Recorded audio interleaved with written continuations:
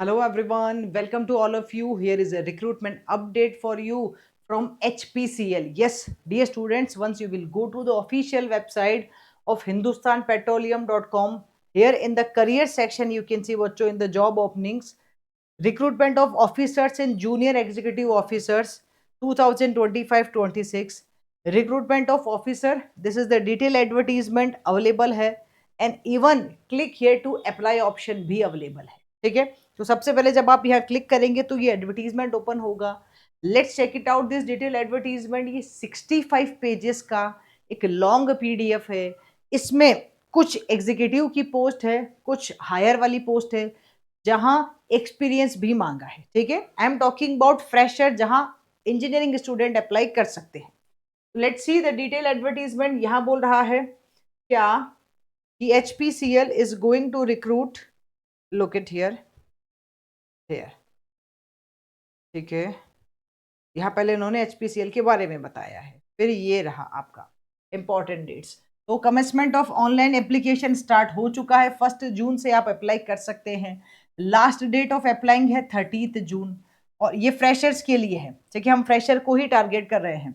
Last date of online application experienced वाले candidate जो apply करना चाहते हैं उनके लिए 15 जुलाई है.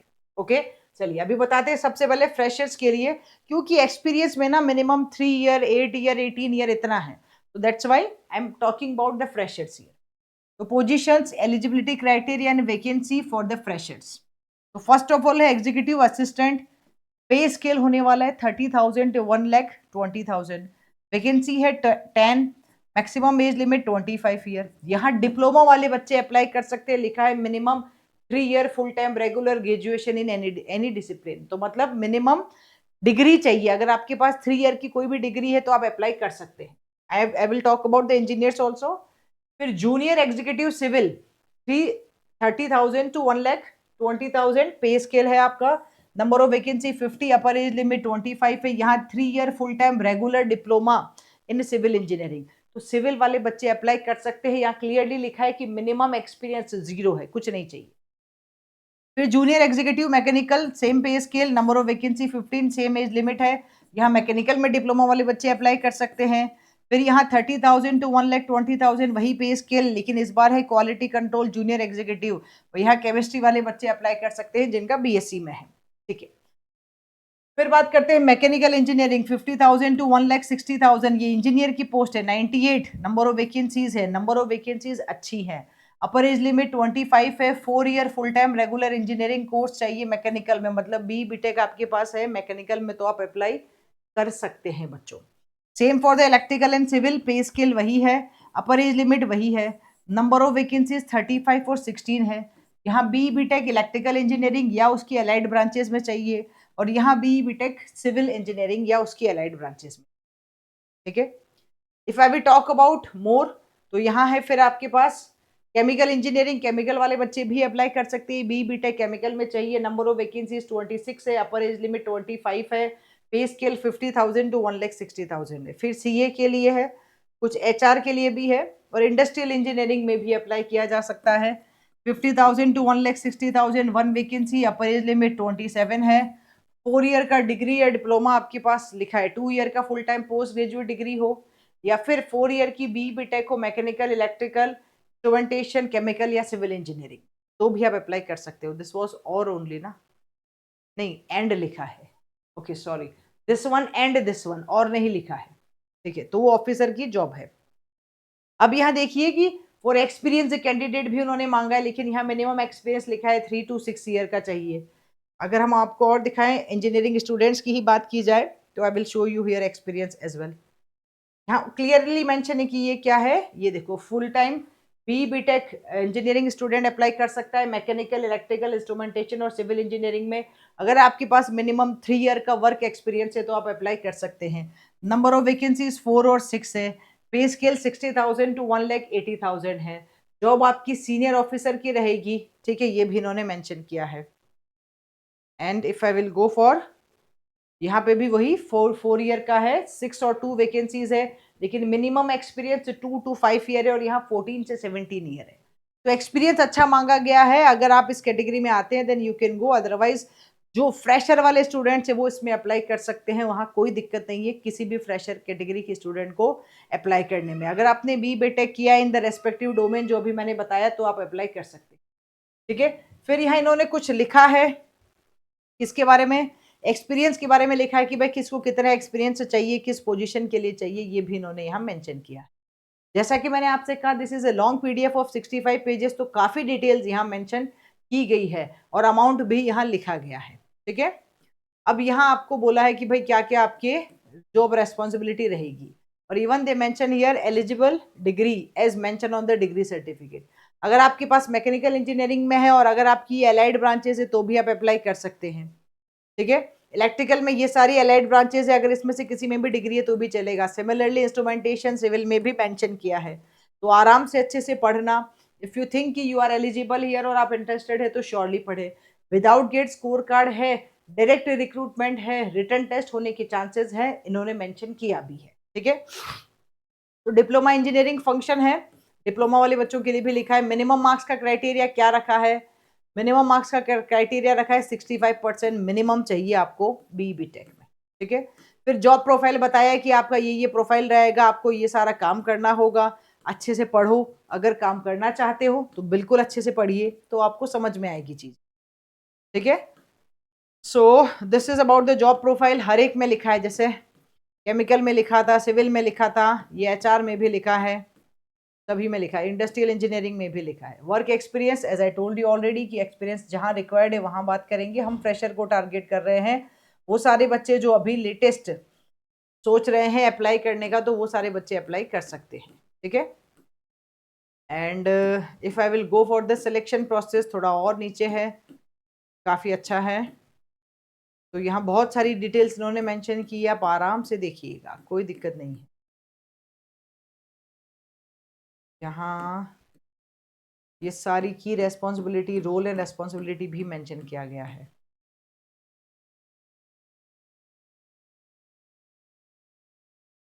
ठीक है, ठीक है, ठीक है। I think after this only it should be there. अगर हम यहाँ बात करेंगे तो it should be here only. थोड़ा और चलते हैं, और चलते हैं, और चलते हैं, यहाँ देखेंगे हम। तो here it is talking about what, here it is talking about the selection process. यहाँ बात कर रहा है किसकी, सिलेक्शन प्रोसेस, ठीक है। ये रहा, देखो यहाँ लिखा है इन्होंने clearly what will be the selection process when we are talking about, यहाँ लिखा है short listing and selection process. तो द सिलेक्शन प्रोसेस में comprise of various short listing and selection tools. क्या हो सकता है, कंप्यूटर बेस्ड टेस्ट हो सकता है, रिटन टेस्ट हो सकता है, नेट स्कोर हो सकता है, टाइपिंग टेस्ट हो सकता है, ग्रुप टास्क हो सकता है, ग्रुप डिस्कशन हो सकता है, ठीक है। इसमें से कुछ भी, पर्सनल इंटरव्यू, कुछ भी हो सकता है। This is for the short listing. फिर अगर हम बात करें CBT, जहां इन्होंने मेंशन भी किया है CBT के बारे में कि क्या होगा, जनरल एप्टीट्यूड का आपके पास पेपर होने वाला है, will consist of objective question, जहां आपके पास में क्या होगा, 2 पार्ट्स होगा, फर्स्ट जनरल एप्टीट्यूड और सेकंड आपका टेक्निकल होगा। जनरल एप्टीट्यूड में English, quantitative aptitude, intellectual potential test होगा, मतलब लॉजिकल रीजनिंग और डेटा इंटरप्रिटेशन का। फिर टेक्निकल प्रोफेशनल नॉलेज होगा, जहां आपके टेक्निकल स्किल के बारे में बात की जाएगी, ठीक है। फिर candidates qualifying in the computer based test wherever applicable in order of merit. फिर आपको आगे डॉक्यूमेंट वेरिफिकेशन और इंटरव्यू के लिए बुलाया जाएगा, ठीक है। ये अभी तक इन्होंने यही लिखा है, लेकिन कब होगा कुछ डिटेल नहीं आई है। Candidate must secure minimum qualifying marks in each of the applicable selection process stage, मतलब CBT, group task, personal interview, सब में आपको अलग अलग सिलेक्शन प्रोसीजर के हिसाब से आपको सब में मिनिमम एलिजिबिलिटी मार्क्स लाने होंगे, ठीक है। फिर मेरिट लिस्ट बनेगी और उसके बाद आपका computer based test, written test या नेट स्कोर या टाइपिंग टेस्ट होगा, और उसके बाद ही होगा फिर टेक्निकल इंटरव्यू, वर्क एक्सपीरियंस भी होने वाला है। पे स्केल बताया, देखो अच्छे से लिखा है, जिनका 30,000 टू 1,20,000 वाला पे स्केल था, मतलब डिप्लोमा वाले बच्चे 10.63 लाख है, 40 टू 1,40,000 में 14.17 लाख है, 50 से 1,60,000 इंजीनियरिंग स्टूडेंट्स के लिए था 17.72 लाख पर एनम का अच्छा खासा आपको पे स्केल मिलने वाला है। कहीं 60 से 180 भी है, जहां 21.26 लाख पर एनम है। तो या surely the pay scale is very good here.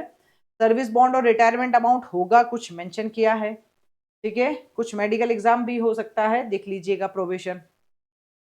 बस I think more and less यही सारी चीजें हैं। पे स्केल इन्होंने कैटेगरी वाइज भी मेंशन कर दिया है। और I can repeat again the dates. ये ऑफिशियल वेबसाइट जो मैंने आपको दिखाई भी थी, यही ऑफिशियल वेबसाइट है। And this is the official website. यहाँ ऑप्शन भी आ रहा है, क्लिक हियर टू अप्लाई। जब आप जाएंगे तो अप्लाई का ऑप्शन भी आएगा, साइन इन करके आप स्टार्ट कर सकते हैं अगर आप अप्लाई करना चाहते हैं। तो it will show you the option to apply as well.